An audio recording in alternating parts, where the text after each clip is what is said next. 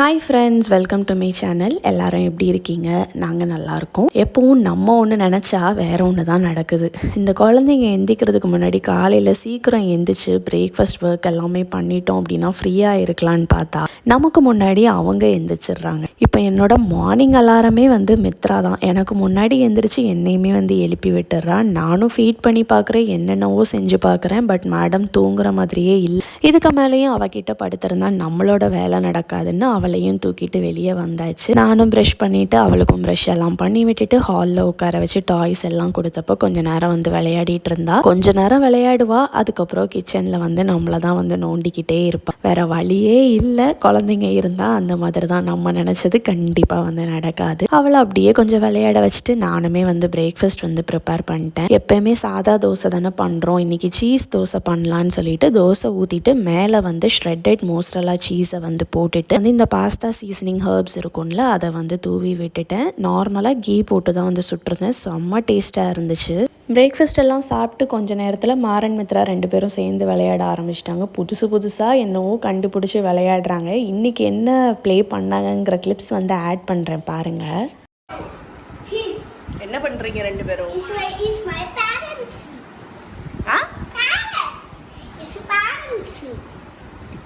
ஏ மித்ரா, நீயும் அவங்க கூட போய் உள்ள ஏறி இருந்துட்டியா?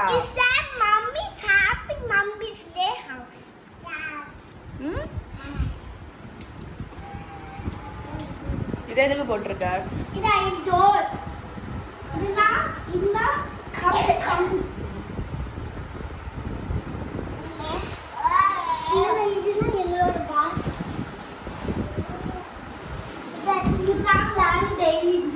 தெரிஞ்ச ஒருத்தவங்க ஸ்ப்ரவுட்டட் ராகி பவுடரும் பனானா பவுடரும் பண்ணி கேட்டிருந்தாங்க. அவங்களுக்காக முந்தின நாளே ராகியை ஊற போட்டுட்டு தண்ணியெல்லாம் வடிகட்டிட்டு ஸ்ப்ரவுட்ஸ் வர வச்சுருந்தேன். சூப்பராக வந்துருந்துச்சு. காலையிலேயே நல்ல வெயில் அடித்தனால மொட்டை மாடியில் கொண்டு போய் காய வச்சுட்டு வந்துட்டு இதை இன்னும் பிஸ்னஸ் மாதிரி பண்ணல. பட் கொஞ்சம் தெரிஞ்சவங்களுக்கு மட்டும் செஞ்சு கொடுத்துட்ருக்கேன். சப்போஸ் உங்களுக்கு தேவை அப்படின்னா எனக்கு இன்ஸ்டாவில் பிங்க் பண்ணுங்கள். என்னால் முடிஞ்சுன்னா பண்ணி கொடுக்குறேன். அதெல்லாம் முடிச்சுட்டு அதுக்கப்புறம் லஞ்ச் ப்ரிப்பேர் பண்ண ஸ்டார்ட் பண்ணிட்டேன். லஞ்சுக்கு சுதன் பொன்னாங்கண்ணி கீரையும் ஃபிஷ்ஷும் வாங்கிட்டு வந்திருந்தாங்க. அதனால் பொன்னாங்கண்ணி கீரையை போட்டு துவரம் பண்ணிடலான்னு சொல்லிட்டு அதை தான் ஆஞ்சிட்டு இருந்தேன்.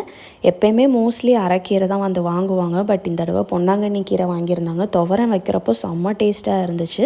மித்ரா தூங்கி எந்திக்கிறதுக்குள்ளே கடகடன் பண்ணணும்னு டக்குன்னு பண்ணிட்டு இருந்தேன். ஃபஸ்ட்டே ரைஸை வச்சுட்டேன். கீரையுமே ஆஞ்சிட்டேன். மோஸ்ட்லி சாப்பரில் தான் போடுவேன். பட் இந்த தடவை நிறைய இல்லை. அதனால நம்மளே கட் பண்ணிடலான்னு சொல்லிட்டு அதையுமே குட்டி குட்டியாக சாப் பண்ணிவிட்டு ஒரு கடாயில் கோகோனட் ஆயில் ஆட் பண்ணிவிட்டு இந்த கட் பண்ணி வச்சுருந்த கீரையும் போட்டு நல்லா வதக்கிட்டு கொஞ்சமாக உப்பும் லைட்டாக தண்ணி தொளிச்சு விட்டுருந்தேன். அதுக்கப்புறம் அந்த தண்ணியெல்லாம் ட்ரை ஆகி கீரை நல்லா குக் ஆகி வந்த பிறகு ஒரு மிக்சர் ஜாரில் தேங்காவும் பூண்டும் மட்டும் லைட்டாக பல்ஸ் பண்ணி வச்சுருந்தேன். அப்புறம் அதையுமே ஆட் பண்ணி நல்லா மிக்ஸ் பண்ணி இறக்கிட்டோம் அப்படின்னா கீரை தோரம் சூப்பராக ரெடி ஆயிரும். நீங்கள் கொஞ்சம் ட்ரைடு சில்லி இல்லைனா சில்லி பவுடர் கூட ஆட் பண்ணி. பட் மோஸ்ட்லி எனக்கு கீரை தோரனுக்கு காரம் இல்லாமல் இருந்தால் தான் பிடிக்கும். சைட்லேயே ஃபிஷ் கிரேவி பண்ணுறதுக்கு வெங்காயம் தக்காளி எல்லாமே கட் பண்ணி அதையுமே ரெடி பண்ணி வச்சுட்டேன். ஃபிஷ்ஷையுமே நல்லா வாஷ் பண்ணிவிட்டு மஞ்சள் பொடியும் போட்டு வாஷ் பண்ணி தனியாக எடுத்து வச்சுட்டேன். நெய் மீன் தான் வாங்கிட்டு வந்திருந்தாங்க. எங்களுக்கு ஸ்பைசியாக ஃபிஷ் ஃப்ரை தான் சாப்பிடணும் போல் இருந்துச்சு. அதனால் எங்களுக்கு ஃபிஷ் ஃப்ரை பண்ணிட்டு மாறன் மித்ராவுக்கு மட்டும் ஃபிஷ் கிரேவி பண்ண போகிறேன். அதோட ரெசிபி உங்களுக்கு கண்டிப்பாக ஷேர் பண்ணுறேன். நான் இதெல்லாம் பண்ணிகிட்டு இருந்த டைமில் சுதன் காரை தான் வாஷ் பண்ணிகிட்டு இருந்தாங்க.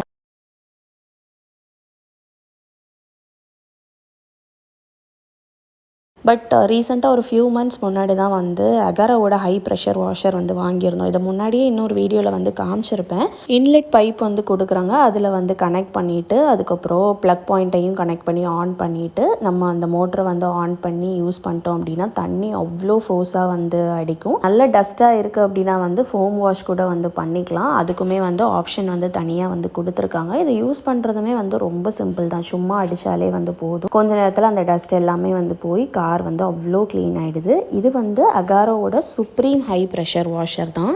யூஸ் பண்ணுறப்ப மட்டும் குழந்தைங்க இல்லை யாருக்கா மேலே தண்ணி படாமல் பார்த்துக்கோங்க. ஏன்னா அவ்வளோ ஃபோர்ஸாக வரும். மேலே லைட்டாக பட்டா கூட அவ்வளோ வலிக்கும். அதை மட்டும் பார்த்துட்டு சேஃபாக யூஸ் பண்ணிக்கோங்க. இதை யூஸ் பண்ண ஆரம்பிச்சிட்டிங்க அப்படின்னா கண்டிப்பாக கார் வாஷ் பண்ணுறதுக்கு வெளியே போகவே மாட்டீங்க. இது உங்களுக்கு அமேசான்லேயே அவைலபிளாக இருக்குது. நான் பர்ச்சேஸ் லிங்க் டிஸ்கிரிப்ஷனில் கொடுக்குறேன். தேவைப்பட்டுனா செக் பண்ணிக்கோங்க. ஆஃப்டர் க்ளீன் எங்களோட கார் இந்த மாதிரி தான் இருந்துச்சு. சூப்பர் க்ளீன் ஆகிடுச்சு இல்லை. ஸோ ஸோ உங்களுக்கு தேவைப்பட்டுனா நீங்களும் வந்து செக் பண்ணிக்கோங்க. இப்போ நம்ம பேக் டு குக்கிங்க்கு வருவோம். ஃபிஷ் கிரேவி தான் இன்றைக்கி வந்து மாறன் மித்ராவுக்கு மட்டும் பண்ணுறனால ஸ்பைஸ் கம்மியாக குழந்தைங்களுக்கு வந்து ஏற்ற மாதிரி ஒரு ரெசிபி தான் வந்து பண்ண போகிறேன். கண்டிப்பாக ட்ரை பண்ணி பாருங்கள், உங்கள் குழந்தைங்களுமே வந்து இதை விரும்பி சாப்பிடுவாங்க. இதை 2 மெத்தடில் பண்ணலாம். இன்றைக்கி வந்து நான் ஒரு மெத்தடில் வந்து உங்களுக்கு பண்ணி காமிக்கிறேன். ஒரு கடாய் வந்து எடுத்துக்கோங்க. நான் மண் சட்டி தான் வந்து வச்சுருக்கேன். கொஞ்சமாக கோகனட் ஆயில் வந்து ஆட் பண்ணிவிட்டு கடுகு, சீரகம், வெந்தயம் இந்த 3ம் போட்டு பொரிஞ்சதும் ஒரு பெரிய வெங்காயத்தை வந்து குட்டி குட்டியாக கட் பண்ணி அதையுமே வந்து ஆட் பண்ணிவிடுங்க. வெங்காயம் நல்ல கோல்டன் ப்ரௌன் கலர் வரணும்லாம் வந்து இல்லை, லைட்டாக அந்த பச்சை வாசனை போய் வதங்கி வந்தாலே போதும். ஒரு கொத்து கருவேப்பிலையும் வந்து ஆட் பண்ணி நல்லா வதக்கிட்டு ஒரு ஸ்பூன் ஜிஞ்சர் கார்லிக் பேஸ்ட்டும் வந்து ஆட் பண்ணி நல்லா வந்து வதக்கி விட்டுருங்க. இஞ்சி பூண்டு பேஸ்ட்டோட பச்சை வாசனை வந்து போன பிறகு காரத்துக்கு ஏற்றபடி ஒரு பச்சை மிளகாவும் ஒரு பெரிய தக்காளியும் வந்து கட் பண்ணி அதையுமே வந்து ஆட் பண்ணிவிடுங்க. காரத்துக்கு வந்து நம்ம சில்லி பவுடர் எதுவும் ஆட் பண்ண போகிறதில்ல, இந்த பச்சை மிளகா மட்டும்தான் வந்து காரம். குழந்தைங்களுக்கு பண்ணுறனால ஒரு பச்சை மிளகாமே தாராளம் வந்து போதும்.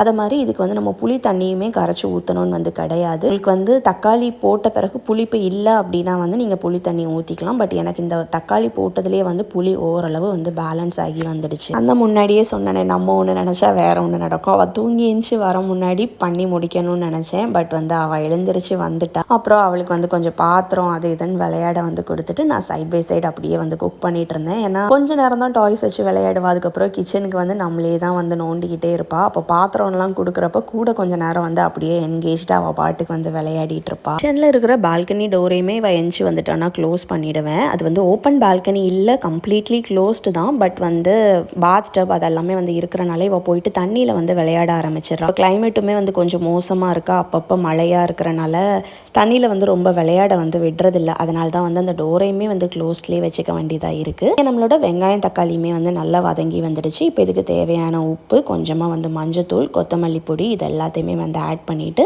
நல்லா வந்து வதக்கி விட்டாச்சு. சில்லி பவுடர் வந்து நான் ஆட் பண்ணல, பச்சை மிளகாவில் இருக்கிற காரம் மட்டும்தான். கொஞ்சமாக வந்து பெப்பர் பவுடர் மட்டும் வந்து ஆட் பண்ணியிருந்தேன். நான் ஃபிஷ்ஷுக்கு வந்து பெப்பர் பவுடர் போடுறப்ப கொஞ்சம் ஃப்ளேவர் இன்னுமே வந்து நல்லாயிருக்கும். எல்லாத்தையும் வந்து நல்லா வதக்கிட்டு இந்த மசாலாவோட பச்சை வாசனை போகிற அளவு வந்து நல்லா வதக்கி விட்டுறலாம். சீரக பொடி வேணும்னா கூட வந்து ஆட் பண்ணிக்கலாம். பட் நான் வந்து ஆல்ரெடி சீரகம் தாளிச்சனால சீரக பொடி வந்து ஆட் பண்ணல. இப்போ இது எல்லாத்தையும் வந்து நல்லா வதங்கின பிறகு வந்து இந்த குழம்புக்கு தேவையான அளவு தண்ணி வந்து ஆட் பண்ணி அதை வந்து நல்லா கொதிக்க வச்சிடலாம். தண்ணி வந்து நல்லா கொதிக்க ஆரம்பித்த பிறகு வந்து மீனை வந்து போட்டால் போதும். ஸோ தண்ணி வந்து ஆட் பண்ண பிறகு வந்து டேஸ்ட் பார்த்துக்கோங்க, உப்பு புளிப்பு அதெல்லாமே வந்து கரெக்டாக இருக்கா அப்படின்னு. இந்த டைமில் வந்து உங்களுக்கு புளிப்பு பத்தலை அப்படிங்கிறப்ப நீங்கள் கொஞ்சமாக வந்து புளி வேணாலும் கரைச்சி வந்து ஊற்றிக்கலாம். பட் நான் வந்து ஆட் பண்ணல, எனக்கு தக்காளியோட புளிப்பே வந்து கரெக்டாக இருந்துச்சு. தண்ணி கொதிக்க ஆரம்பித்ததும் வந்து க்ளீன் பண்ணி வச்சுருந்த பீசஸை வந்து ஆட் பண்ணிட்டேன். கொஞ்சம் பீசஸ் வந்து ஆட் பண்ணியிருந்தேன், மீதியை வந்து சைட்லேயே வந்து நார்மலாக எப்பயும் ஃபிஷ் ஃப்ரை பண்ணுற மாதிரி வந்து மேரினேட் பண்ணி வச்சுட்டேன். கொதிச்சுட்டு இருந்த டைமில் சைட்லேயே வந்து ஒரு மிக்சர் ஜாரில் தேங்காவை மட்டும் போட்டு நல்ல பேஸ்ட்டாக வந்து அரைச்சி எடுத்து வச்சுட்டேன். இந்த மீனை போட்டு ஒரு 2 நிமிஷம் கழித்து நம்ம அரைச்சி வச்சுருந்தா அந்த தேங்காய் பேஸ்ட்டையுமே வந்து ஆட் பண்ணி அந்த மிக்சர் ஜாரையுமே வந்து அப்படியே கழுவி கொஞ்சமாக தண்ணியுமே வந்து ஆட் பண்ணிட்டேன். இந்த தேங்காவோடு சேர்த்து இந்த ஃபிஷ்ஷுமே வந்து நல்லா கொதித்து வரட்டும். அப்படியே ஒரு மூடி போட்டு கவர் பண்ணி வச்சிடலாம். மீன் வந்து நல்லா குக் ஆகி வரட்டும். ஃபிஷ் ஃப்ரை பண்ணுறதுக்கு வந்து சால்ட்டு, மஞ்சள் பொடி, சில்லி பவுடர், பெப்பர் பவுடர், கொஞ்சமாக வந்து கரம் மசாலா, கொஞ்சமாக cornflour, lime juice, ginger garlic paste இது எல்லாத்தையும் ஆட் பண்ணி லைட்டாக தண்ணி தெளித்து ஒரு பேஸ்ட் மாதிரி ரெடி பண்ணிவிட்டு ஃபிஷ்ஷை போட்டு மேரினேட் பண்ணிட வேண்டிதான். குழம்பு வந்து நல்லா கொதித்து ஓரளவு கெட்டியாகி வந்ததும் லாஸ்ட்டாக ஃபைனலாக மறுபடியும் வந்து கருவேப்பிலை போட்டு கொஞ்சமாக தேங்காய் எண்ணெய் ஆட் பண்ணி இறக்கிட்டோம் அப்படின்னா சூப்பரான ஃபிஷ் கிரேவி ரெடி. இந்த மாதிரி குழந்தைங்களுக்கு வந்து பண்ணி கொடுங்க, எரிப்பும் வந்து இருக்காது, ஃப்ளேவருமே வந்து ரொம்ப நல்லாயிருக்கும். ட்ரை பண்ணிட்டு எப்படி இருக்குன்னு மறக்காமல் வந்து கமெண்ட் பண்ணுங்கள். ஃபிஷ் ஃப்ரை மேரினேஷன்லேயும் ஒரு கொத்து கருவேப்பிலையும் ஆட் பண்ணிவிடுங்க, ஃப்ளேவர் இன்னுமே நல்லாயிருக்கும். இந்த வீடியோ வந்து இதோட எண்ட் பண்ணிக்கிறேன். இந்த வீடியோ கண்டிப்பாக பிடிச்சிருக்கும்னு நினைக்கிறேன். பிடிச்சிருந்தால் லைக் பண்ணுங்கள், சேனலை மறக்காமல் சப்ஸ்கிரைப் பண்ணுங்கள். இன்னொரு வீடியோவில் மீட் பண்ணுறேன். டாடா, பாய்.